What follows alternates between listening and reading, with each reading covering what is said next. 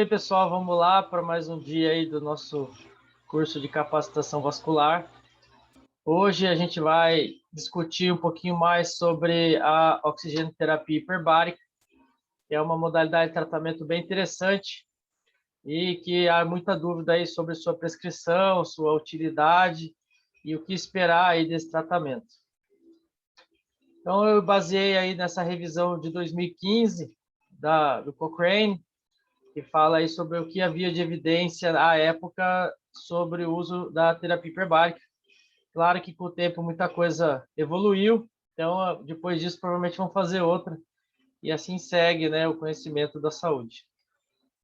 Então, vamos falar sobre a condição aí, para que a gente usa a hiperbárica, né? Então, são várias coisas aí para relembrar o que a gente já viu ao longo do nosso curso aí de segunda-feira. Uma ferida crônica é qualquer interrupção na quantidade da superfície do corpo que requer um tempo prolongado para cicatrizar, não cura ou recorre. As feridas crônicas surgem em uma grande variedade de situações e podem estar associadas a vários processos patológicos. A fim de instituir uma terapia apropriada, é prática comum definir essas feridas devido à sua etiologia mais provável. Então, feridas que se desenvolvem na presença de doença arterial, elas seriam denominadas úlceras arteriais, e as medidas terapêuticas visariam, então, melhorar essa parte isquêmica do membro, a fim de promover a cura.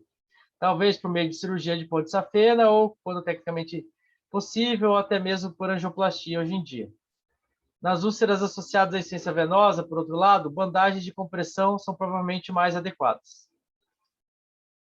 As feridas crônicas mais comuns encontradas na prática médica ocidental, elas são consequência do diabetes, da doença arterial, da venosa, doença por úlcera de pressão sustentada e aqueles como resultado de radiação terapêutica para o tratamento de tumores. Mais de um processo desses pode estar presente no mesmo indivíduo e podem contribuir para a ferida, e são mais comuns nos idosos e naqueles com múltiplos problemas de saúde. Igual na foto, a gente vê aí uma úlcera num paciente com diabetes, assim como a gente viu na aula de diabetes, dá para ter uma sugestão que seja um pé diabético, porque é um pé vermelho, um pé seco, provavelmente quente, com uma úlcera plantar, e qualquer pessoa com uma úlcera plantar que não sinta dor, ela tem neuropatia até que se prove o contrário. Então, a gente, só pela foto aí, já consegue suspeitar que esse paciente tenha diabetes.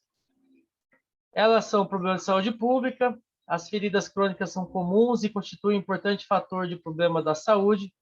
A verdadeira incidência e o impacto são difíceis de avaliar com precisão, dada a ampla gama de doenças. O fato é que muitos cuidados são prestados em casa e que muitos produtos para o tratamento de feridas são adquiridos diretamente em alguns países.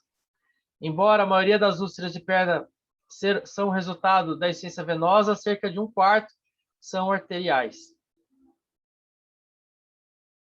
Continua, então, que são problemas de saúde pública, queimando dinheiro mesmo. O tratamento de feridas no Reino Unido tem custos superiores a 1 bilhão de libras por ano, e, portanto, as opções de tratamento que são clinicamente eficazes e econômicas são vitais. A disponibilidade de uma grande variedade de opções de tratamento para as feridas crônicas é uma consequência da gama de etiologias diferentes. No entanto, também existe a possibilidade de que muitas dessas opções de tratamento não funcionem. Então, tem muito tratamento e a gente vai ter que procurar os que funcionam e os que não funcionam. Na estratégia contra as feridas, a gente tem por definição que as feridas crônicas são indolentes ou progressivas e resistentes aos variados tratamentos aplicados.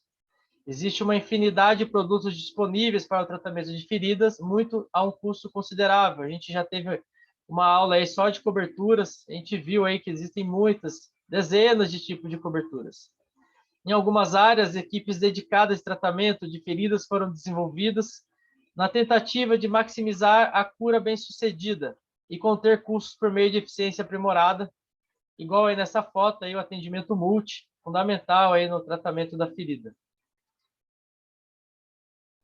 Nas mesmas estratégias, as técnicas de tratamento de feridas estão continuamente sendo desenvolvidas. Essas estratégias incluem o tratamento da patologia subjacente. Se o paciente for diabético, é controlar o açúcar. Se for venoso, fazer cirurgia ou até reconstrução arterial. O tratamento sistêmico na melhoria do ambiente local da ferida, por exemplo, com suplementos, pentoxifilina, aspirina, flavonoides, tromboxano, entre outros medicamentos. E um tratamento local destinado a melhorar o ambiente da ferida.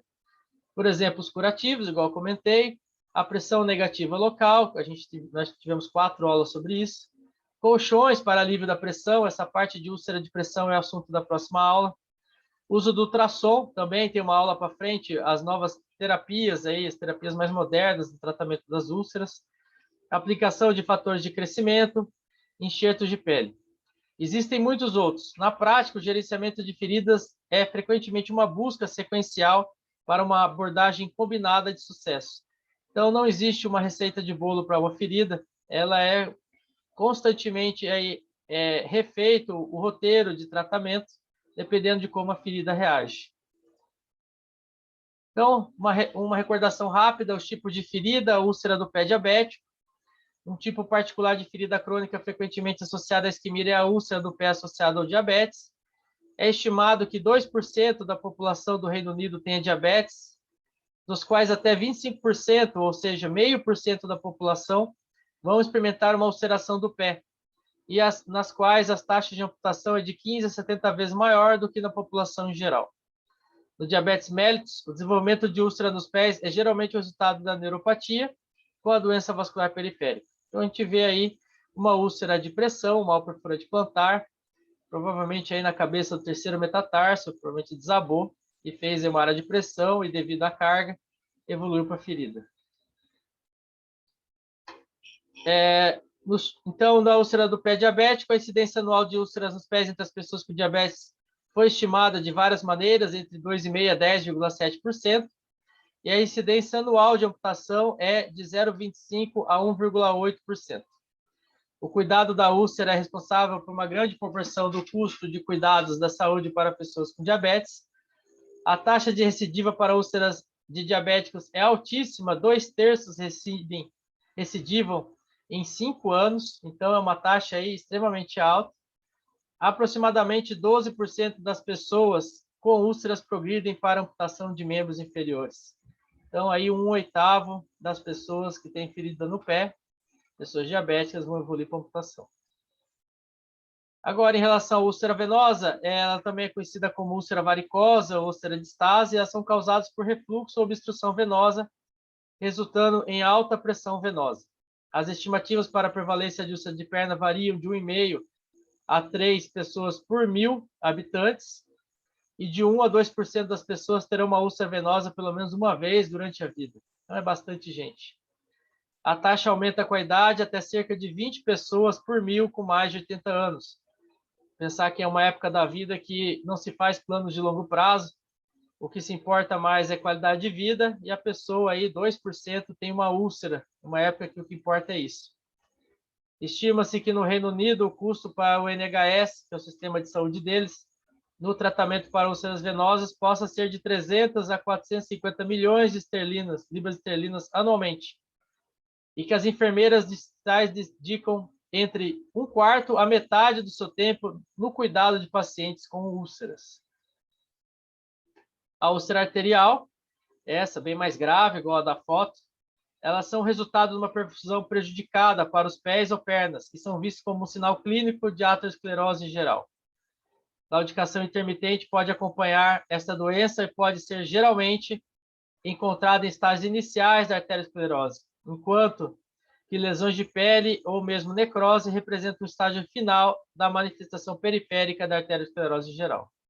Então, na foto aí, o segundo e o terceiro dedo necrosados e uma necrose, uma úlcera no dorso do pé, aí estagnada. Úlceras de pressão, nós vamos ter uma aula dedicada a isso, mas elas também são conhecidas como úlceras ou escaras de decúbito.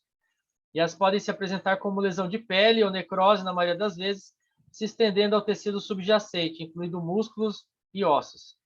Elas são causadas por pressão ou atrito não aliviados e podem ser encontrados predominantemente abaixo da cintura e nas proeminências ósseas, como o sacro, o calcâneo e o quadril.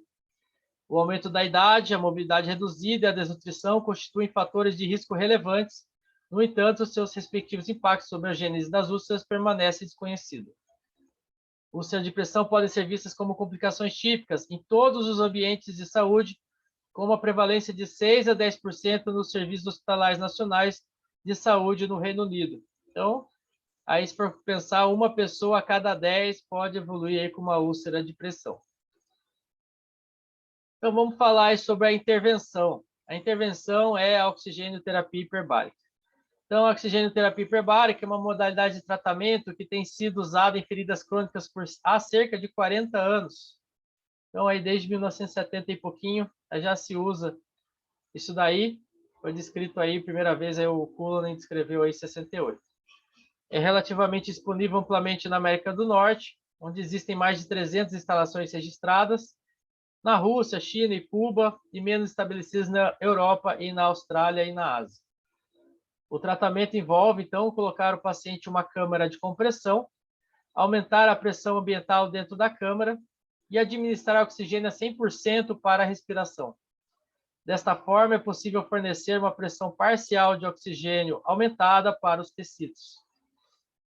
Normalmente, esses tratamentos envolvem pressurização entre 2 a 2,5 atmosferas absolutas, que a gente vai chamar de ATA, por períodos entre 60 e 120 minutos. Então, 1 a 2 horas, 1 a 2 vezes por dia.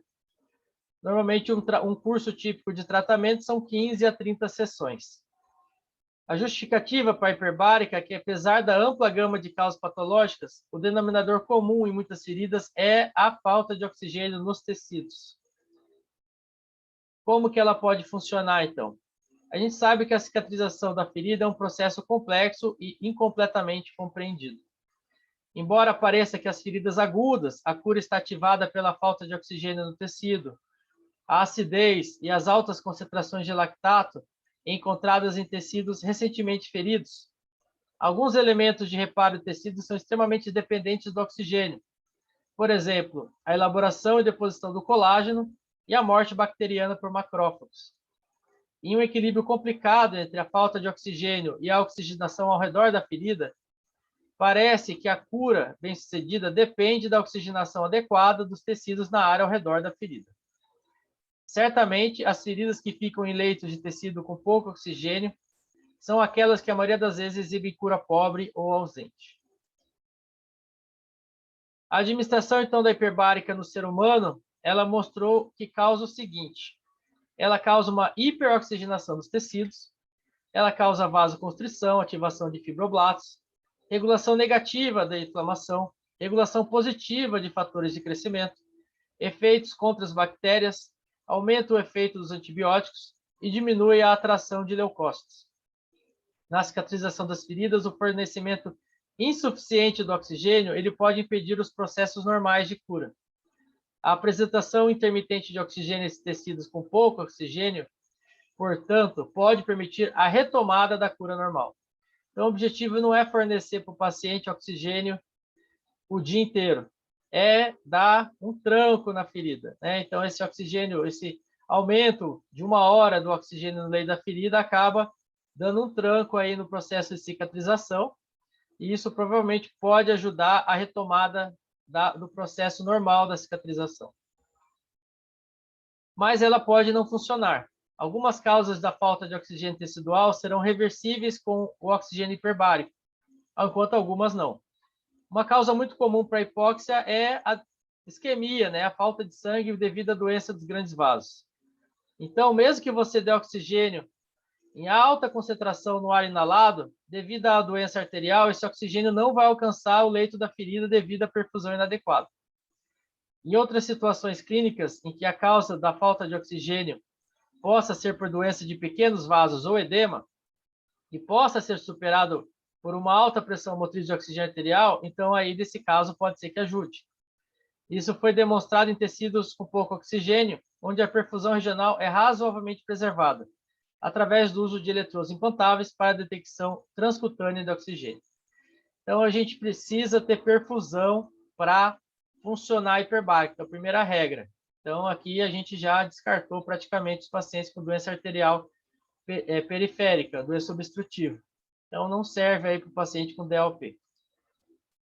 E quando a gente pode piorar a condição do paciente com a hiperbárica? O oxigênio em altas doses é tóxico para o tecido normalmente perfundido, em particular o cérebro e os pulmões. Portanto, não é possível expor pacientes a pressões típicas de tratamento de feridas por mais de 1 a 2 horas, regularmente. E surge a questão de como tais exposições curtas poderiam resultar em um benefício clínico. Existem 2 razões para isso. Em primeiro, quando a gente eleva a tensão de oxigênio da ferida, ela pode persistir por algumas horas após a hiperbárica e assim exercer os efeitos terapêuticos por um período mais do que o esperado.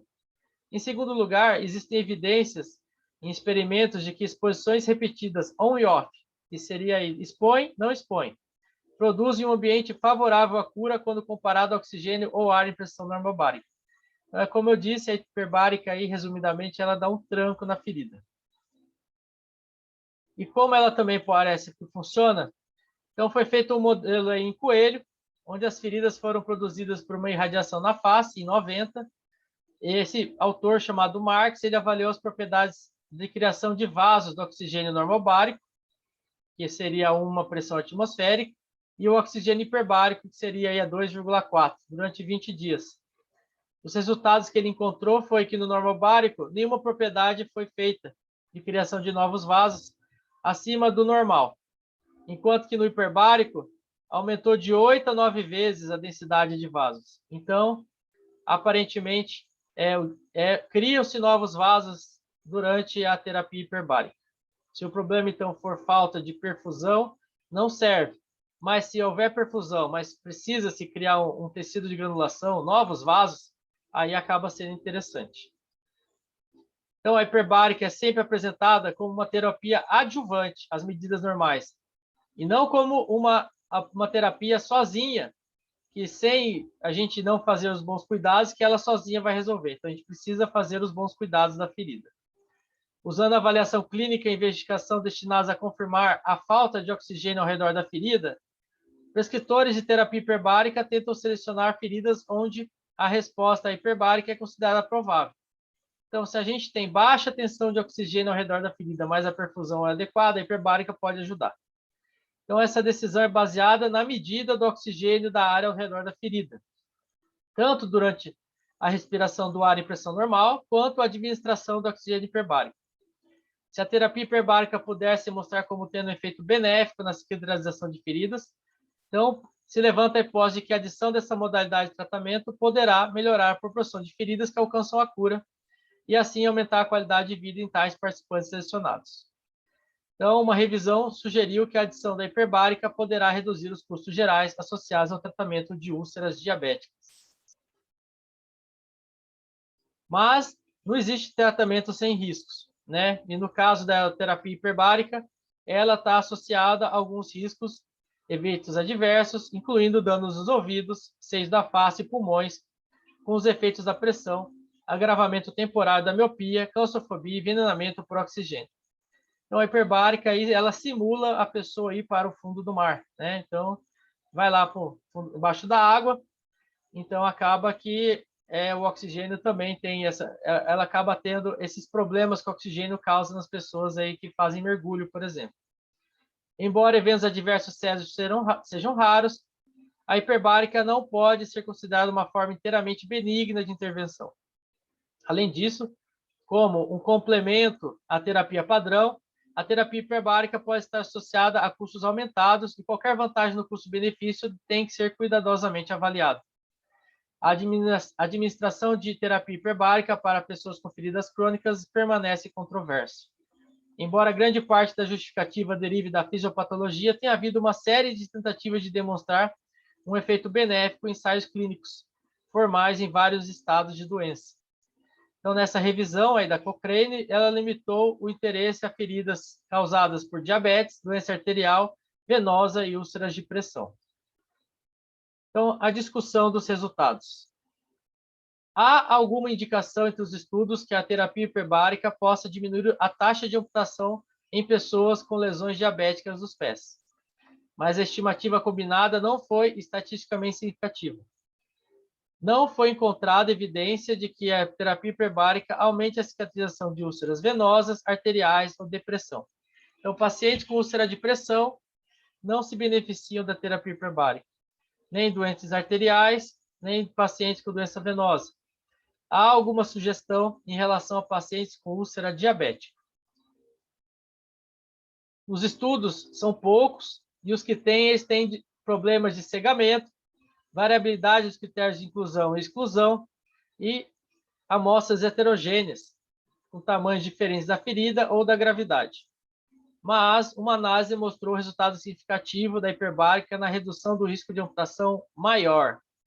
Então, em pacientes diabéticos, a terapia hiperbárica, ela ajuda a reduzir a taxa de amputação maior, né? Maior seria aí pegar do médio pé para trás. Então, a gente acaba com a hiperbárica aí ajudando, tentando prevenir esse tipo de amputação. Em geral, as conclusões desta revisão são comparáveis à revisão anterior, que foi a de Cochrane, feita por esse autor em 2003, e esse autor considerou todos os ensaios comparativos publicados em série de casos, com pelo menos 5 participantes, e ele sugeriu que a hiperbárica pode ser benéfica em úlceras diabéticas que não cicatrizam, mas a qualidade dos estudos da época era pobre e não havia evidência para recomendar um momento apropriado para se começar a terapia. Então, não se sabia aí, não se sabe ainda quando começar a hiperbárica no paciente com úlcera diabética. Outros ensaios clínicos randomizados de alta qualidade foram recomendados para examinar riscos e benefícios de curto e longo prazo.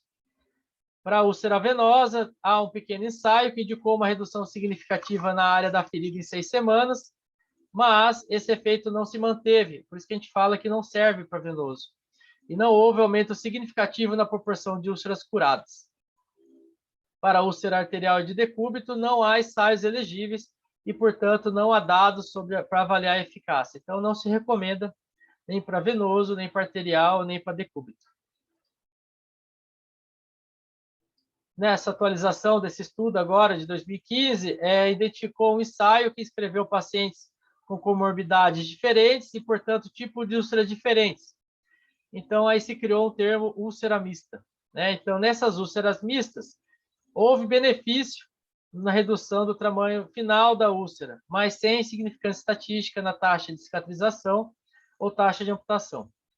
Embora tenha feito todos os esforços para localizar os dados, ainda é possível que essa revisão esteja sujeita a um viés de publicação de resultados positivos.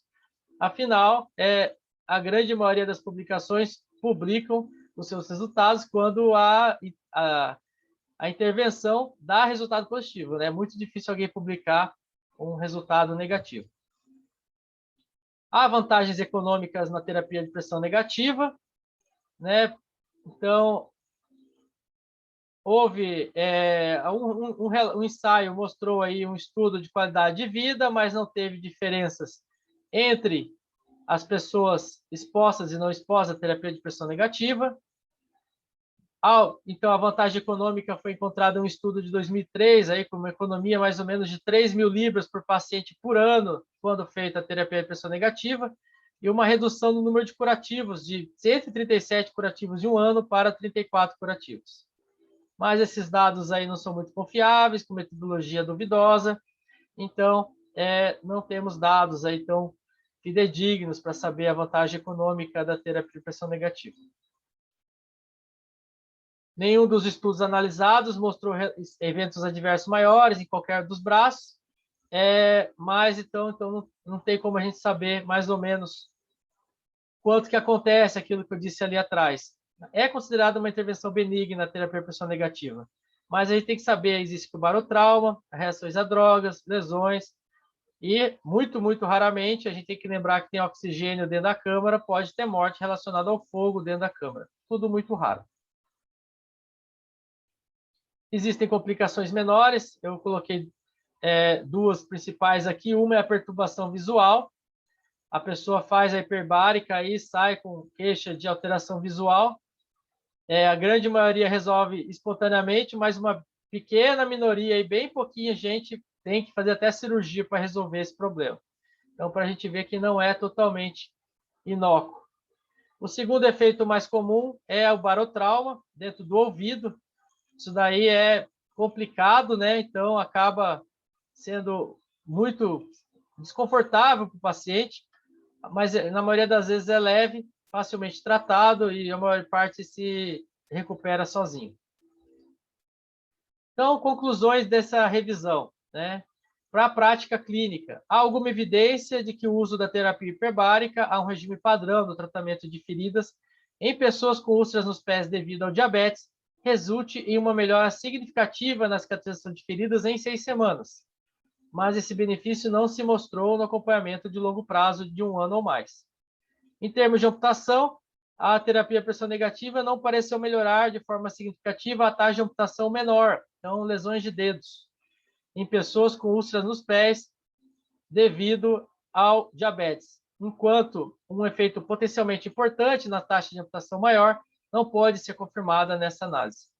Esses achados são limitados por ensaios que recrutaram um pequeno número de participantes com diversas características da ferida e por relatórios de ensaios com discrepâncias metodológicas. Então, aí não tem dados para afirmar nada. Para hoje, então, nenhuma conclusão informativa sobre o efeito da terapia à pressão negativa para feridas crônicas com outras patologias subjacentes pode ser feita.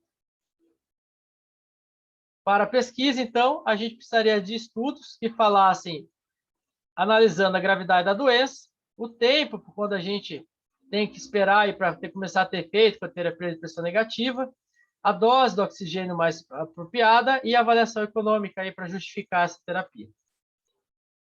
Então, qualquer teste futuro precisaria considerar, em particular, tamanho de amostra, definição de seleção, dose de oxigênio, terapia comparadora, uso de uma terapia simulada eficaz, o cegamento, igual eu falei agora há pouco, medidas dos resultados, elucidação cuidadosa de quaisquer eventos adversos e custo-utilidade da terapia. Então, a gente viu então sobre o uso no paciente diabético. A princípio, a evidência fala que talvez seja o único tipo de úlcera dentro dessas 4, arterial, venosa, pressão e diabético, que possa se beneficiar da terapia de pressão negativa. Então, só relembrando agora no foco no paciente diabético, que a gente tem certeza aí na evidência. De um lado, aí a gente pode melhorar a produção de fatores de crescimento, mas de outro lado, a gente sabe que o oxigênio pode ser tóxico aos tecidos.